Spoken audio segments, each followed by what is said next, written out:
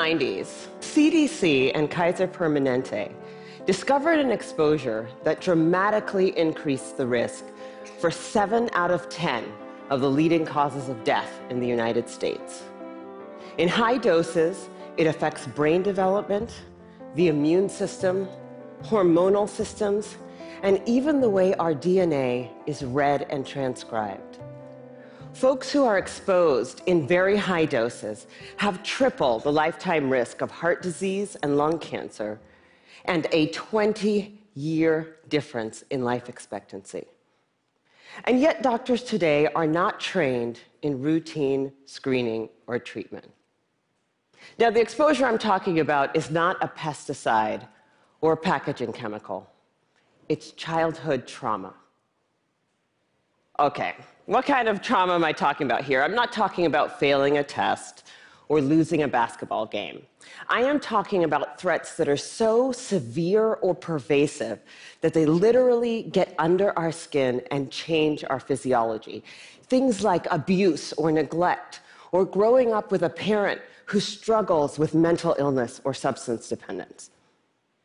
Now, for a long time, I viewed these things in the way I was trained to view them, either as a social problem, refer to social services, or as a mental health problem, refer to mental health services. And then something happened to make me rethink my entire approach. My colleague walked into my office and he said, "Dr. Burke, have you seen this?" In his hand was a copy of a research study called the Adverse Childhood Experiences Study. That day changed my clinical practice and ultimately my career. The Adverse Childhood Experiences Study is something that everybody needs to know about.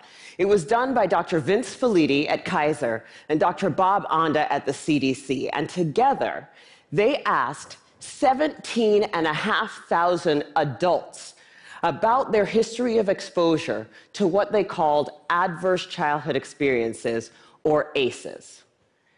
Those include physical, emotional, or sexual abuse, physical or emotional neglect, parental mental illness, substance dependence, incarceration, parental separation or divorce, or domestic violence.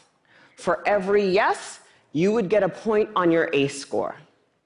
And then what they did was they correlated these ACE scores against health outcomes. What they found was striking. Two things. Number one, ACEs are incredibly common. 67% of the population had at least one ACE, and 12.6%, 1 in 8, had 4 or more ACEs. The second thing that they found was that there was a dose-response relationship between ACEs and health outcomes. The higher your ACE score, the worse your health outcomes. For a person with an ACE score of 4 or more, their relative risk of chronic obstructive pulmonary disease was 2.5 times that of someone with an ACE score of 0. For hepatitis, it was also 2.5 times. For depression, it was 4.5 times. For suicidality, it was 12 times. A person with an ACE score of 7 or more had triple the lifetime risk of lung cancer and 3.5 times the risk of ischemic heart disease, the #1 killer in the United States of America.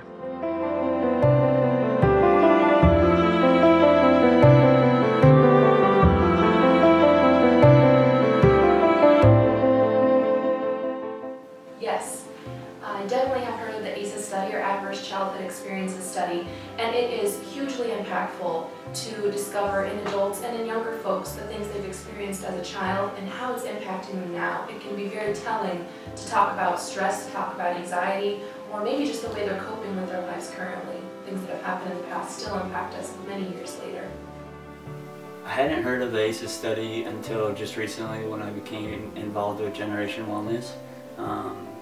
But I know today that some of the things on the ACEs study do play a part in like substance abuse and mental health and things like that that happen to you in your childhood.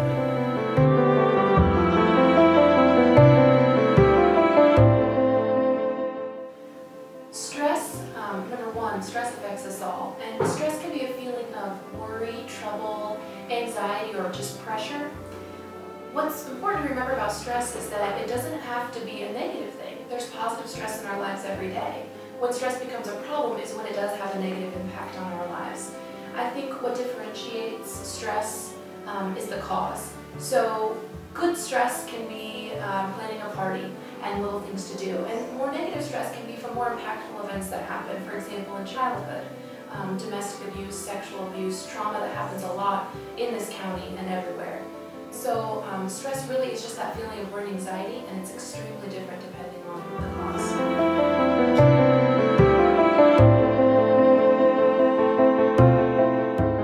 But trauma is a lot of different things. I mean, trauma is going to bed hungry.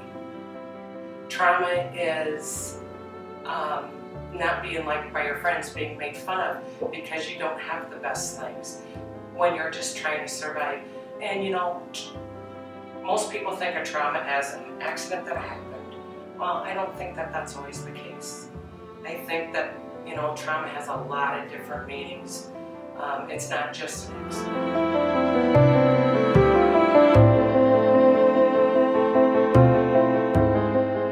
Toxic stress, I think, is an ongoing stress that you haven't been able to take care of or alleviate.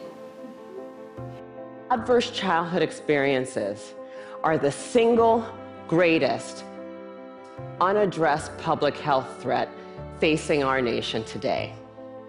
And for a lot of people, that's a terrifying prospect. The scope and scale of the problem seems so large that it feels overwhelming to think about how we might approach it. But for me, that's actually where the hope lies. Because when we have the right framework, when we recognize this to be a public health crisis, then we can begin to use the right toolkit to come up with solutions.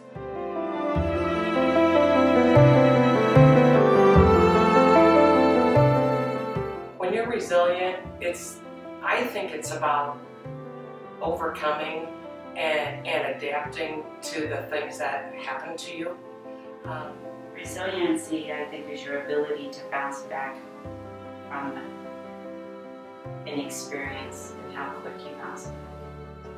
To be resilient is to bounce back after something negative has happened, whether that's at home or at school or with your friends, just to be able to bounce back and persevere. My name is Dylan Book, and I was involved in a very traumatic accident at the age of 17. And in the hospital, I was prescribed, obviously, a high amount of sedatives, you know, to keep me calm. And I didn't know why I ended up in the hospital or what even happened.